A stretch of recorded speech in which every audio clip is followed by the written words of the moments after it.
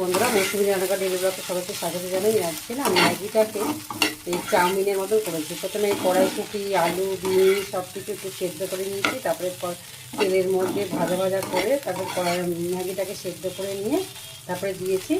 এবার আমার আজকে নিরামিষ তুলে নিয়ে তারপর ম্যাগি মশলা দিয়ে দেবো, আর ওপর একটু সস সরিয়ে নেবো, আর নুন আর গোলমরিচ দিয়েছি।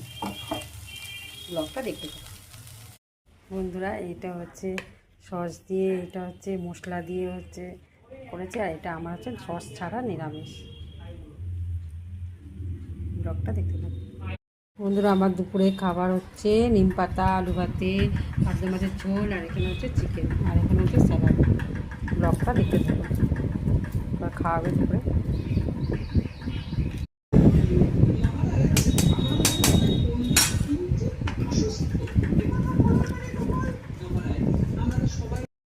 যেখানে সব কর্নফ্লাওয়ার আর একটু মানে ময়দা, আজকে আর বেসন দিইনি, আর ডিমের গোলা, আর এখানে চিকেনটা মাখিয়ে দুপুরবেলা রেখে দিয়েছিলাম।